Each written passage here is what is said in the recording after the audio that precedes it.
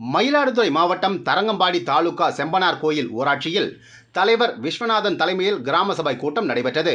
இக்கூட்டத்தில் கலந்து கொள்ள வருகை தந்த மாவட்ட ஆட்சியர் மகாபாரதிக்கு மேலதாளங்கள் முழங்க உற்சாக வரவேற்பும் அளிக்கப்பட்டது.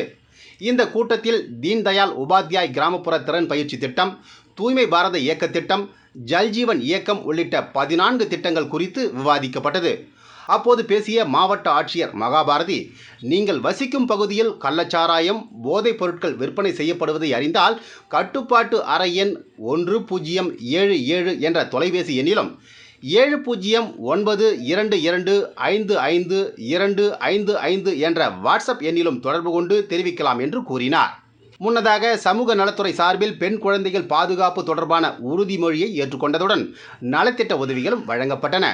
இக்கூட்டத்தில் மாவட்ட ஊராட்சி குழு தலைவர் உமா மகேஸ்வரி சங்கர், ஒன்றிய குழு தலைவர் நந்தினி ஸ்ரீதர் உள்ளிட்ட பலர் கலந்து கொண்டார்கள்.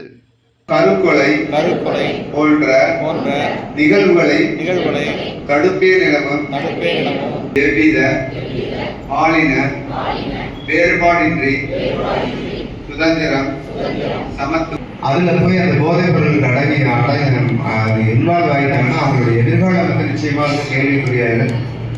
அதனால தயவுசெய்து கிராமப்புறங்கள்ல உங்களுடைய கவனத்துல எங்கேயாவது இந்த கடையிலாவது ஹான்ஸ் விற்கிறாங்க அல்லது ஏதாவது போதைப் பொருள் விற்கிறாங்க, கஞ்சா இருக்கு அப்படின்னா எங்களுடைய கவனத்துக்கு கொண்டு வாங்க.